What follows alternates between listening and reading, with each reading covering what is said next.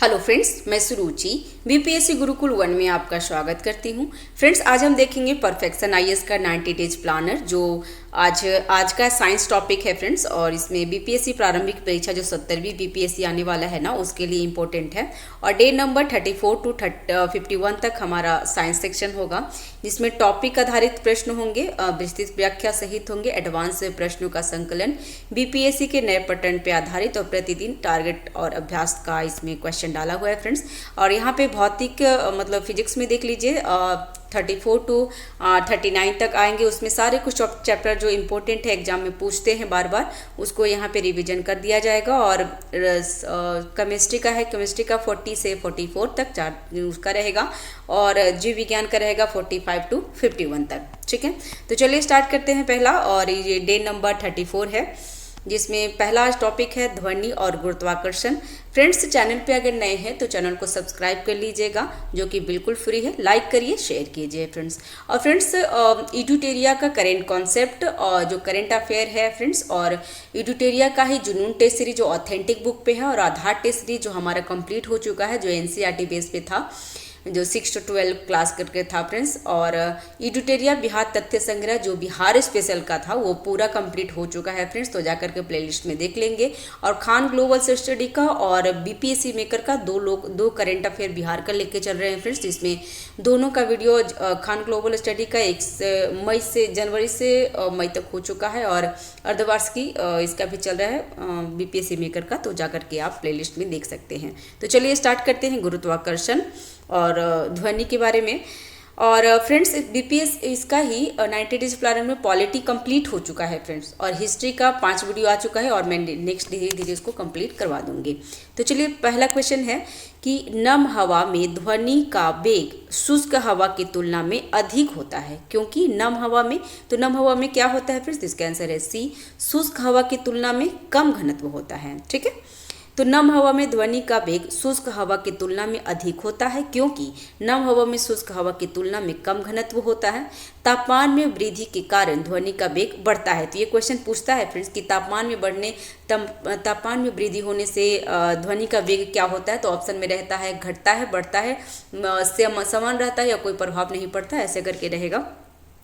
तो तापमान में ध्वनि का वेग बढ़ जाता है, तो ध्यान रखेंगे, ये क्वेश्चन पूछा हुआ है। और ठोस, द्रव और गैस में ध्वनि का वेग इस क्रम में घटते जाता है। तो सबसे ज़्यादा ध्वनि का वेग किसमें आता है फ्रेंड्स? तो ठोस में, उसके बाद द्रव में, उसके बाद गैस में। नेक्स्ट है हर्ट्ज किसकी इकाई है? तो ये आवृत्ति की इकाई है। हर्ट्ज आवृत्ति की इकाई है। वाट प्रति वर्ग मीटर तीव्रता की इकाई है। तो तीव्रता की इकाई क्या है फ्रेंड्स? तो वाट प्रति मीटर वर्ग मीटर, और मीटर जो स्मॉल एम से डिनोट किया जाता है, तरंग दैर्घ्य की इकाई है। नेक्स्ट है ध्वनि प्रदूषण स्तर की इकाई है। तो किसका है ये? तो ध्वनि प्रदूषण डेसिबल के लिए है। तो ध्वनि प्रदूषण की इकाई डेसिबल होता है। और श्रवण ध्वनि की सुरक्षित सीमा कितनी होती है फ्रेंड्स? तो 20 हर्ट्ज से 120 डेसिबल तक होता है। तो ध्यान रखिएगा कितना होता है, तो 20 डेसिबल से 120 डेसिबल तक होता है। और पीपीएम प्रति मिलियन भाग एक इकाई, जिसका उपयोग किसी पदार्थ की बड़े घोल में बहुत कम सांद्रता का वर्णन करने के लिए किया जाता है। तो ये ध्यान रखिएगा।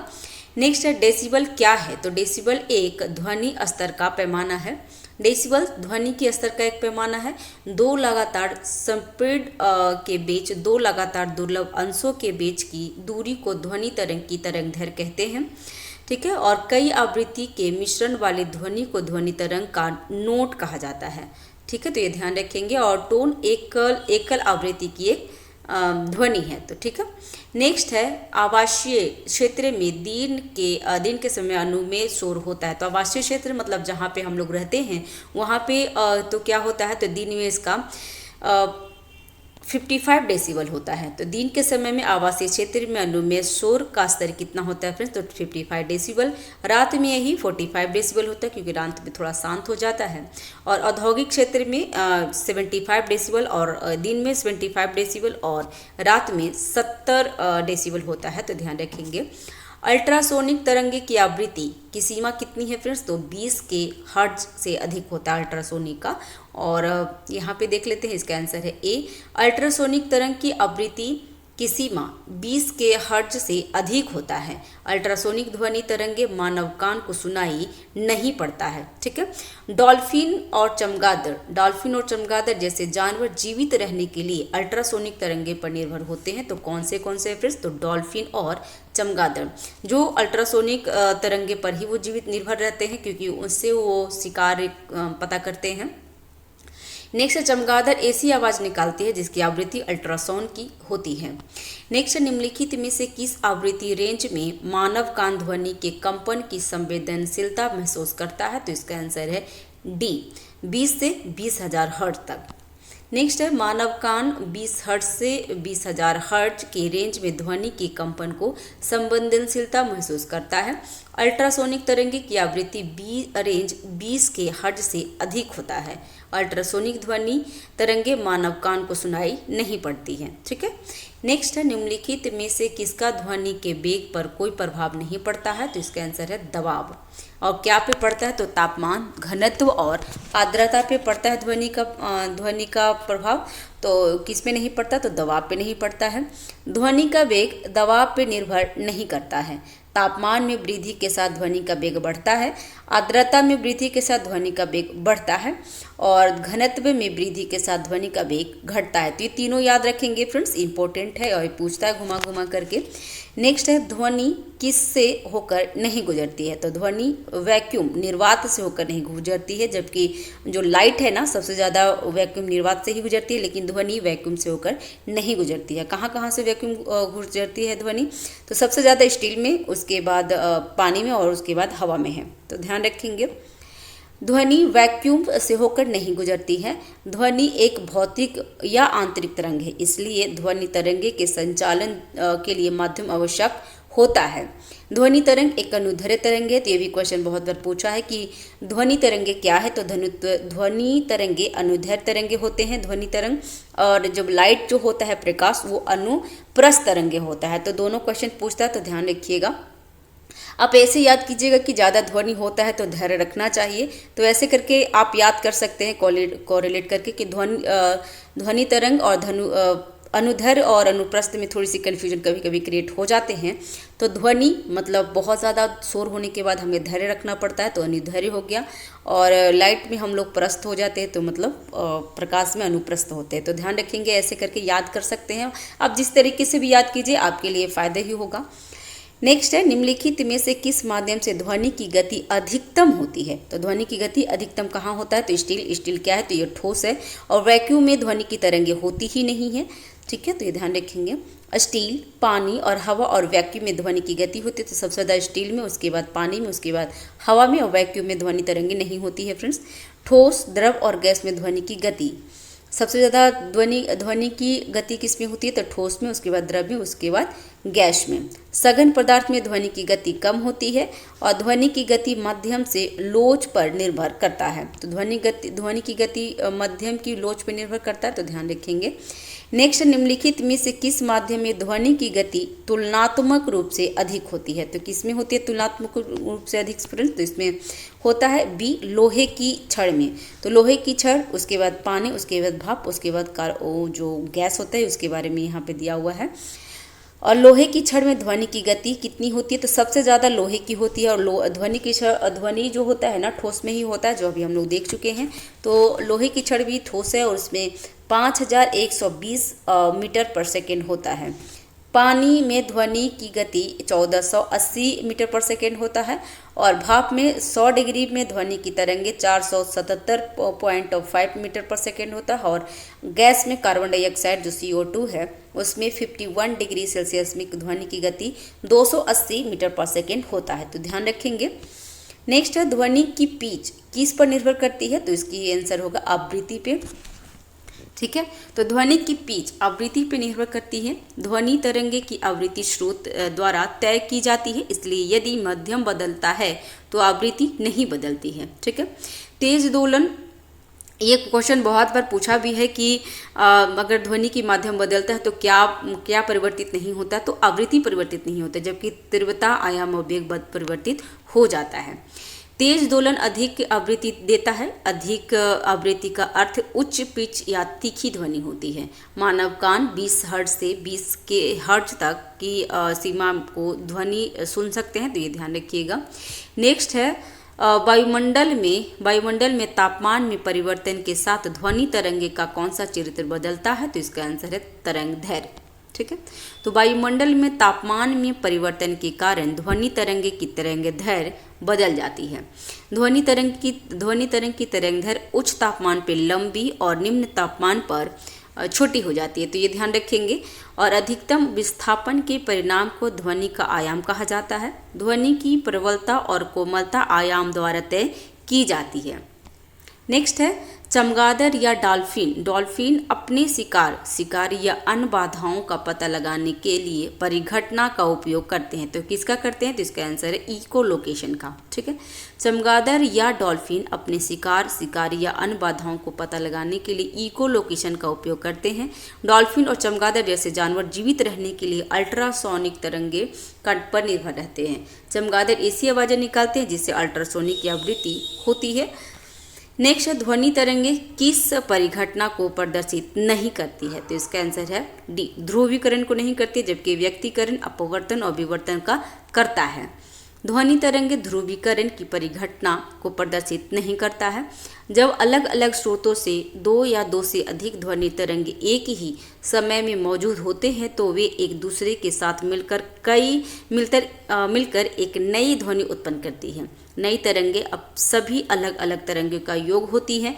तरंग परस्पर क्रिया को व्यक्तीकरण कहा जाता है। वह क्षेत्र जहाँ ध्वनि अधिक तेज होती है संपोषी व्यक्तीकरण, और वह क्षेत्र जहाँ पर ध्वनि और भी शांत होती है उसे विनाशी व्यक्तीकरण कहते हैं। तो ध्यान रखिएगा कि ध्वनि तरंगे की परिघटना किस में होती है, तो व्यक्तीकरण, अपवर्तन और विवर्तन में होता है, जबकि ध्रुवीकरण में नहीं होता है। विवर्तन किसी वस्तु के चारों ओर प्रकाश या ध्वनि तरंगे का झुकना और फैलना है। ध्वनि का विवर्तन तब होता है जब ध्वनि तरंगे किसी खुले दरवाजे के चारों ओर मुड़ती है और कमरे में प्रवेश करती है। अपवर्तन में तरंगों की गति में परिवर्तन के कारण ध्वनि तरंगे का झुकना होता है। अपवर्तन में ध्वनि तरंगे का मुड़ना या फैलना अपवर्तन कहलाता है, तो ये ध्यान रखेंगे फ्रेंड्स। नेक्स्ट है गैस में ध्वनि का वेग निर्भर करता है, तो किस पे करता है, तो इसका आंसर है बी, गैस का घनत्व और लोच पे। तो गैस में ध्वनि का वेग गैस के घनत्व और लोच पर निर्भर करता है। जितना अधिक लोचदार माध्यम होगा ध्वनि की गति उतनी ही अधिक होगी। सघन पदार्थ में ध्वनि की गति कम होती है। माध्यम के दबाव में परिवर्तन ध्वनि के वेग को प्रभावित नहीं करता है। नेक्स्ट है जब हम कोई ध्वनि सुनते हैं तो हम उसके स्रोत की पहचान कर सकते हैं, तो आंसर है बी, ध्वनि में मौजूद उच्च आवृत्ति के कारण। तो जब हम कोई ध्वनि सुनते हैं तो हम उसके स्रोत की पहचान ध्वनि के मौजूद ध्वनि की मूल आवृत्ति के उच्च आवृत्ति से कर सकते हैं। ध्वनि की तीव्रता से ध्वनि की प्रबलता और कोमलता तय होती है। अधिक तीव्र ध्वनि अधिक प्रबल प्रतीत होती है, तो ध्यान रखेंगे। श्रव्य ध्वनि की सुरक्षित सीमा 20 से 20,000 हर्ट्ज तक होता है, तो ये ध्यान रखेंगे, ये तो हम पहले भी देख चुके हैं। नेक्स्ट, निम्नलिखित में से किस प्रकार की तरंगे दूसरों से भिन्न होती है, तो इसका आंसर है डी, ध्वनि तरंगे। प्रकाश तरंगे, एक्सरे और रेडियो तरंगे विद्युत चुंबकीय तरंग के उदाहरण है, तो ये ध्यान रखेंगे कि विद्युत चुंबकीय तरंगे के उदाहरण कौन कौन से हैं। तो प्रकाश तरंगे हैं, एक्स तरंगे और रेडियो तरंगे हैं, जबकि ध्वनि तरंगे यांत्रिक तरंगे या भौतिक तरंगे हैं। तो ये ध्यान रखेंगे फ्रेंड्स, इंपॉर्टेंट है, ये पूछता भी है क्वेश्चन, इसी तरीके से क्वेश्चन एग्जाम में भी पूछेगा। प्रकाश तरंगे एक्सरे और रेडियो तरंगे अनुप्रस्थ तरंगे के उदाहरण है, जबकि ध्वनि तरंगे अनुदैर्घ्य तरंगे के उदाहरण है। तो ये भी इंपॉर्टेंट है, ध्यान रखेंगे, इसको मैं कलर कर देती हूँ कि प्रकाश तरंगे एक्सरे और रेडियो तरंगे क्या है, तो अनुप्रस्थ तरंगे हैं, और जबकि ध्वनि क्या है तो अनुदैर्घ्य है। ये मैं अभी जस्ट बताई थी कि अनुप्रस्थ और अनुदैर्घ्य में कन्फ्यूजन हो जाता है, तो ध्वनि होता है तो हमें धैर्य रखना चाहिए, तो अनुदैर्घ्य हो गया। और प्रकाश एक्सरे और रेडियो में हमें क्या, तो हमें शांत मतलब प्रस्थ रहना चाहिए, तो अनुप्रस्थ तरंगे हैं। तो ये ध्यान रखेंगे फ्रेंड्स, ऐसे रिलेट करके याद करेंगे। मैं ऐसे की हूँ और मेरा एग्जाम में कभी भी गलत ये नहीं होता है, तो ध्यान रखेंगे। विद्युत चुम्बकीय तरंग बिना किसी भौतिक माध्यम के चलती है, जबकि ध्वनि तरंग के संचरण के लिए भौतिक माध्यम आवश्यक है। नेक्स्ट है ध्वनि की प्रबलता इस पर निर्भर करती है। किस पे करती है? तो इसका आंसर है आयाम पे निर्भर करता है।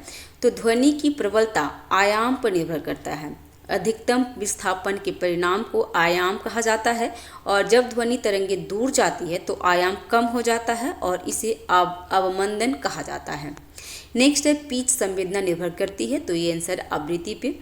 पिच संवेदना तरंग की आवृत्ति पे निर्भर करती है। पिच जो हम बोलते हैं उसको पिच बोला जाता है। तो पिच संवेदना क्या है? तो तरंग की आवृत्ति पर निर्भर करती है। ध्वनि तरंग की आवृत्ति स्रोत द्वारा तय की जाती है, इसलिए यदि माध्यम बदलता है तो आवृत्ति नहीं बदलती है। ये बहुत बार क्वेश्चन पूछा हुआ है, तो ध्यान रखेंगे। तेज दोलन अधिक आवृत्ति देता है। बड़ी आवृत्ति का अर्थ उच्च पिच या तीखी ध्वनि होती है। मानव कान जो सेम है, यही चीज़ हम बार बार यही चीज़ रिपीट नहीं करते हैं कि 20 से 20,000 तक ध्वनि सुन सकता है। नेक्स्ट, यदि कोई ध्वनि वायु से जल में जाती है तो अपरिवर्तित रहने वाली मात्रा है, क्या होता है? तो इसका आंसर है आवृत्ति। ये बहुत बार क्वेश्चन पूछा, ये इंपॉर्टेंट है फ्रेंड्स, ध्यान रखेंगे। PYQ अगर घटना चक्र का कर रहे होंगे तो आपको इसमें ये क्वेश्चन आपको मिल जाएगा, तो ध्यान रखेंगे। और क्या क्या बदल जाता है? तो वेग, तरंगदैर्घ्य और आयाम तीनों बदल देता है, लेकिन आवृत्ति नहीं बदलता है। यदि कोई ध्वनि वायु से जल में जाती है तो तरंग की आवृत्ति पर अपरिवर्तित रहते हैं। ध्वनि तरंग की आवृत्ति ध्वनि द्वारा तय की जाती है, इसलिए यदि माध्यम बदलता है तो आवृत्ति नहीं बदलती है। तेज दोलन अधिक आवृत्ति देता है। बड़ी आवृत्ति का अर्थ उच्च पिच या तीखी ध्वनि होता है। नेक्स्ट, सोनोग्राफी से प्रयुक्त तरंगे होते हैं, तो इसका आंसर अल्ट्रासोनिक तरंगे। और ये क्वेश्चन आ चुका है फ्रेंड्स, 68 में आई थिंक आया है, किसी में तो आया है, तो ध्यान रखिएगा। 67 में ही शायद आया था।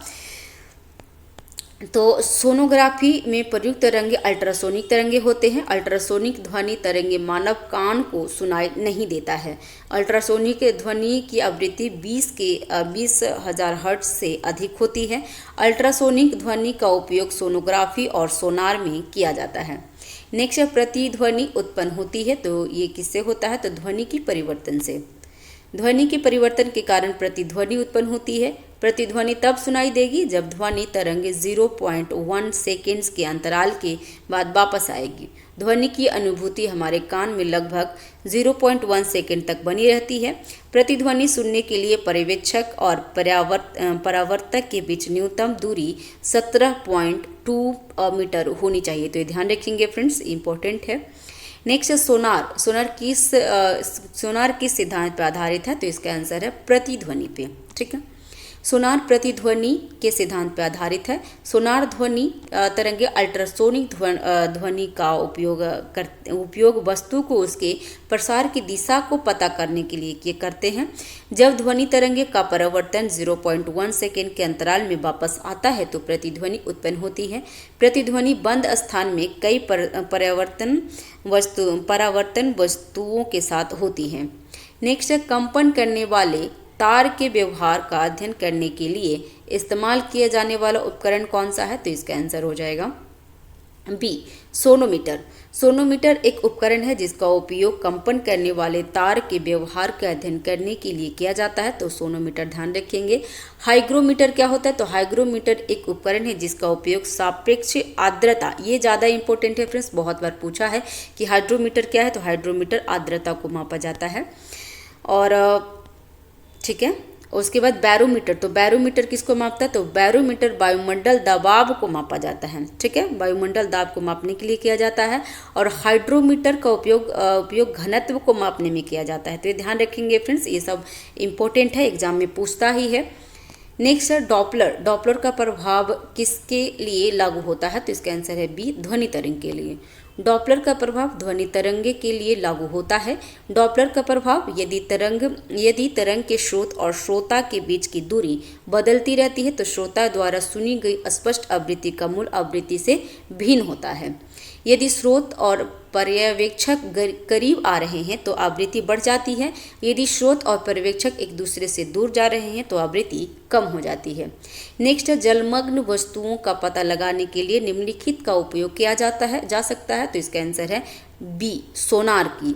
तो जलमग्न वस्तुओं का पता लगाने के लिए सोनार का उपयोग किया जाता है और सोनार इकोलोकेशन के सिद्धांत पे काम करता है। रडार एक ऐसा उपकरण है जिसका उपयोग विमान, जहाज, अंतरिक्षयान, निर्देशी मिसाइल, मोटर वाहन, मौसम की जानकारी आदि पता लगाने और ट्रैक करने के लिए किया जाता है। तो रडार के बारे में जान लेंगे फ्रेंड्स। नेक्स्ट है रडार पर्यावर्तन के सिद्धांत पे काम करता है। रडार में रेडियो तरंगे का उपयोग किया जाता है। यह क्वेश्चन पूछता है फ्रेंड्स कि रडार में किसका उपयोग किया जाता है, तो रेडियो तरंगों का उपयोग किया जाता है। क्वासर एक अत्यंत चमकदार सक्रिय गैलेक्टिक नाभिक है। इसे अर्धतारकीय वस्तु के रूप में जाना जाता है। पल्सर घूमते हुए न्यूट्रॉन तारे हैं। कौन है तो पल्सर घूमते हुए न्यूट्रॉन तारे हैं जिसमें बहुत नियमित अंतराल पे विकिरणों के स्पंदन होते हैं जो आमतौर पर मिली सेकेंड से तक होती है। तो ये ध्यान रखेंगे। नेक्स्ट है वायु में ध्वनि का वेग किसके परिवर्तन से नहीं बदलता है, तो इसका आंसर है सी, वायु का दाब। वायु में ध्वनि का वेग वायु के दबाव के परिवर्तन से नहीं बदलता है। माध्यम के तापमान में वृद्धि के कारण ध्वनि का वेग बदलता है। तो ये जान लीजिएगा कि तापमान अगर बढ़ता है तो ध्वनि का वेग बढ़ता है। नम वायु में ध्वनि का गति बढ़ती है और वायु के संचरण की दिशा में ध्वनि की गति बढ़ती है। तो ध्यान रखेंगे फ्रेंड्स। नेक्स्ट है हवा में ध्वनि का वेग। तो हवा में ध्वनि का वेग तापमान घटने पर घटता है। ठीक है, हवा में ध्वनि का वेग तापमान घटने पे घट जाता है और तापमान बढ़ने पे बढ़ भी जाता है। तो हवा में ध्वनि का वेग तापमान घटने पे घटता है।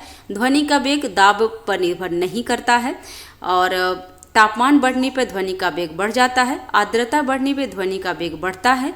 घनत्व बढ़ने पे ध्वनि का वेग घटता है। और तो ये जो पॉइंट है ना, याद रखेंगे। ठीक है फ्रेंड्स। और नेक्स्ट है ध्वनि ऊर्जा को विद्युत ऊर्जा में परिवर्तित करने वाले उपकरण को कहा जाता है। क्या कहा जाता है, तो इसका आंसर है माइक्रोफोन। ये बहुत बार क्वेश्चन पूछा है, PYQ आप देखेंगे तो घटना चक्र पूर्वावलोकन काफ़ी इंपॉर्टेंट है फ्रेंड्स एग्जाम के लिए, तो ज़रूर आप उसे करेंगे। नेक्स्ट है इसका माइक्रोफोन एक ऐसा उपकरण है जो ध्वनि ऊर्जा को विद्युत ऊर्जा में परिवर्तित कर देता है। स्पीकर विद्युत ऊर्जा को ध्वनि ऊर्जा में परिवर्तित करता है। तो ये भी ध्यान रखेंगे। माइक्रोफोन एक ऐसा उपकरण है जो ध्वनि ऊर्जा को विद्युत ऊर्जा में डालता है, जबकि स्पीकर क्या है तो विद्युत ऊर्जा को ध्वनि ऊर्जा में बदल देता है। ट्रांसमीटर एक ऐसा उपकरण है जो एंटीना से निकलने वाले रेडियो तरंगे में उत्पन्न करता है। एम्पलीफायर एक ऐसा उपकरण है जो सर्किट है जो एक बाहरी बिजली की आपूर्ति का उपयोग करके एक आउटपुट सिग्नल उत्पन्न करता है जो इसके इनपुट की एक बड़ी प्राकृतिक है। तो ध्यान रखेंगे। नेक्स्ट है अधिकांश मानव कान के लिए सबसे कम श्रव्य ध्वनि है, कौन सी है, तो इसका आंसर है बी। कितना है फ्रेंड्स, तो 0.0002 म्यू बार है। ठीक है, तो 0.0002 म्यू बार है। अधिकांश मानव कान के लिए सबसे कम श्रव्य ध्वनि कितनी है, तो 0.0002 म्यू बार है। ध्वनि दाब क्या होता है, ध्वनि का दाब डेसिबल में होता है और ये अपना ये चीज़ किया हुआ है। ठीक है, नेक्स्ट है बरसात के दिनों में ध्वनि अधिक दूरी तक सुनी जाती है। क्योंकि सुना जाती है फ्रेंड्स, इसके बारे में हम देख लेते हैं। क्योंकि बी में इसका क्या है, तो ये देख लेते हैं इसका। नम हवा में ध्वनि तेजी से चलती है। ठीक है, नम हवा में ध्वनि तेजी से चलती है क्योंकि बारिश होता है तो नम होता है। तो बरसात के दिनों में ध्वनि अधिक दूरी तक सुनी जाती है क्योंकि नम हवा में ध्वनि तेजी से चलती है। ठीक है, तापमान में कमी के साथ हवा में ध्वनि का वेग कम हो जाता है। ध्वनि का वेग दबाव पर कोई निर्भर नहीं करता। ध्वनि का वेग क्या है, तो दबाव पर कोई निर्भर नहीं करता है। तापमान में वृद्धि के कारण तापमान में वृद्धि के साथ ध्वनि का वेग बढ़ता है, जबकि तापमान में कमी के साथ उसका वेग घट जाता है फ्रेंड्स। आर्द्रता में वृद्धि के साथ ध्वनि का वेग बढ़ जाता है। घनत्व में वृद्धि के साथ ध्वनि का वेग कम हो जाता है। तो घनत्व अगर बढ़ता है ना, घनत्व में अगर वृद्धि होता है तो ध्वनि का वेग कम हो जाता है, लेकिन अगर ध्वनि का तापमान में वेग बढ़ता है तो ध्वनि का वेग बढ़ जाता है। जरूर ध्यान रखेंगे, बार बार ये क्वेश्चन आ रहा भी है। रेलवे प्लेटफॉर्म पर खड़ा एक व्यक्ति आने और जाने वाले ट्रेनों की सीटी सुनता है। सीटी सी में क्या है, तो ट्रेन आने पर उच्च पिच हो जाता है और ट्रेन जाने पे कम हो जाएगा। रेलवे प्लेटफॉर्म पे खड़ा एक व्यक्ति ट्रेन आने पर अपनी आने वाली और जाने वाले ट्रेनों की सीटी सुनता है। डॉपलर प्रभाव, यदि तरंगे के स्रोत और श्रोता के बीच की दूरी बदलती रहती है तो श्रोता द्वारा सुनी गई स्पष्ट आवृत्ति मूल आवृत्ति से भिन्न होता है। तो ध्यान रखेंगे, डॉपलर के नियम के अनुसार था ये। नेक्स्ट है, कौन सा शब्द ध्वनि तरंग से संबंधित नहीं है, तो इसका आंसर है सी, कैंडेला। कैंडेला ध्वनि तरंग से संबंधित नहीं है। कैंडेला ज्योति तीव्रता की इकाई है, तो ये ध्यान रखेंगे फ्रेंड्स, इंपॉर्टेंट है। और जबकि ध्वनि के लिए हर्ट्ज है, डेसिबल है और मैक भी है। अब कैंडेला कैंडेला क्या है, तो कैंडेला ज्योति तीव्रता, ध्यान रखिएगा फ्रेंड्स, कैंडेला क्या है, तो ज्योति तीव्रता की एक इकाई है। हर्ट्ज आवृत्ति की इकाई है और डेसिबल शोर की इकाई है। तो ये तीनों याद रखेंगे फ्रेंड्स, इंपॉर्टेंट है, ये क्वेश्चन पूछता है। और मैक संख्या, तो वस्तु की गति डिवाइडेड बाय ध्वनि की गति। तो यदि m बराबर 1 माइनस सोनिक है तो यहाँ पे वो m लेस देन 1 सबसोनिक हुआ, m ग्रेटर देन 1 सुपरसोनिक हुआ और m ग्रेटर देन 5 हाइपरसोनिक हुआ है। तो ध्यान रखेंगे। चांद पर एक बम फटता है, यह आप पृथ्वी पर इसकी ध्वनि बाद में सुनेंगे। कैसे सुनेंगे, तो इसका आंसर है डी, आप विस्फोट की ध्वनि नहीं सुन सकते। क्यों, तो चांद पर एक बम फटता है, आप पृथ्वी और चांद के बीच वैक्यूम स्पेस के कारण विस्फोट की ध्वनि नहीं सुन सकते, क्योंकि वैक्यूम में ध्वनि नहीं चलता है, ध्यान रखेंगे। ध्वनि वैक्यूम यात्रा नहीं कर सकती है, ठीक है। नेक्स्ट है, किसी संगीत नोट की गुणवत्ता इस पर निर्भर करती है कि मौजूदा हार्मोनिक्स पे, ये एग्जाम में पूछा है फ्रेंड्स, तो ध्यान रखिए, मौजूदा हार्मोनिक्स पे संगीत की नोट की गुणवत्ता निर्भर करता है। तो किसी संगीत नोट की गुणवत्ता मौजूद हार्मोनिक पे निर्भर करता है। हार्मोनिक एक ध्वनि तरंग है। क्या है हार्मोनिक, तो हार्मोनिक एक ध्वनि तरंग है जिसकी आवृत्ति मूल स्वर के पूर्णांक गुणांक के बराबर होती है। ट्यूब पर उत्पन्न होने वाली सबसे कम आवृत्ति वाली ध्वनि मूल स्वर की आवृत्ति होती है, तो ये भी ध्यान रखेंगे। नेक्स्ट है, हाइड्रोस्कोप एक ऐसा उपकरण है जो में परिवर्तन दिखाता है। तो किसमें परिवर्तन, तो पानी के नीचे ध्वनि में परिवर्तन दिखाता है। तो हाइड्रोस्कोप, हाइड्रो मतलब समझ जाइए पानी, तो हाइड्रोस्कोप एक ऐसा उपकरण है जो पानी के नीचे ध्वनि में परिवर्तन को दिखाता है। हाइड्रोमीटर, हाइग्रोमीटर क्या है, तो हाइग्रोमीटर जिसका उपयोग वायुमंडल में आर्द्रता मापने के लिए होता है। ये बहुत बार क्वेश्चन पूछा भी है, तो ध्यान रखेंगे फ्रेंड्स, हाइग्रोमीटर, हाइड्रोस्कोप, ये सब क्वेश्चन पूछता है। तो हाइग्रोमीटर आर्द्रता को मापता है। हाइड्रोमीटर एक ऐसा उपकरण है जिसका उपयोग तरल के घनत्व के मापने के लिए किया जाता है, तो इसको हाइड्रोमीटर बोलते हैं। यहाँ पे देखिए, ग सिर्फ ग्रो है, इसमें ड्रो है, तो ड्रो में तरल, ड्रो मतलब पानी और तरल, और ग्रो मतलब हाइग्रोमीटर आर्द्रता मापता है। ये बहुत बार पूछता है एग्जाम में फ्रेंड्स, ध्यान रखेंगे।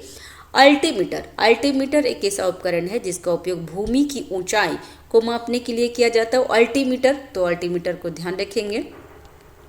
नेक्स्ट है, ध्वनि की तीव्रता को की एसआई क्या है, एसआई इकाई क्या है, तो इसका आंसर वाट प्रति वर्ग मीटर।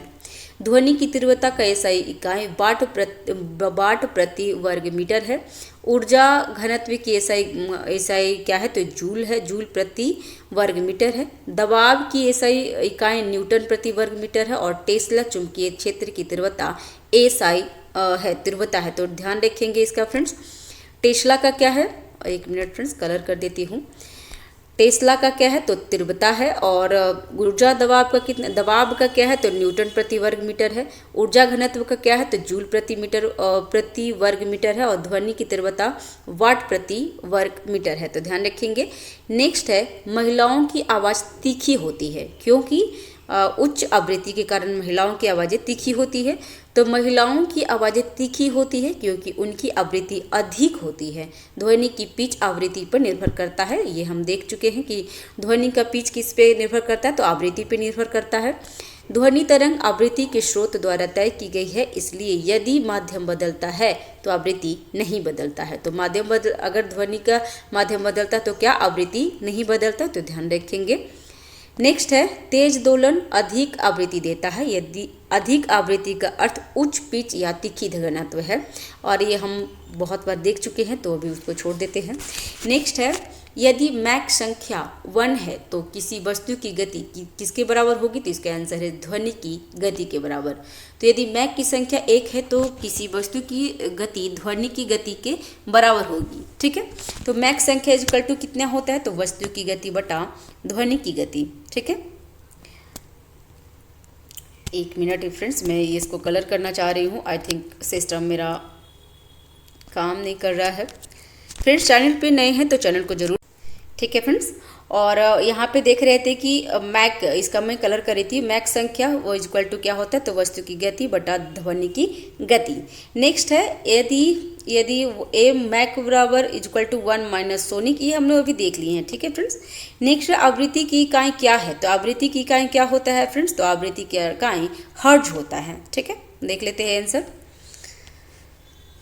तो आवृत्ति की हर्ट्ज आवृत्ति की इकाई है, वाट शक्ति की इकाई है, ये ध्यान रखेंगे फ्रेंड्स। वाट क्या है, तो शक्ति की इकाई, आवृत्ति हर्ट्ज की इकाई, डेसिबल ध्वनि की प्रबलता की इकाई है, और न्यूटन बल की इकाई है।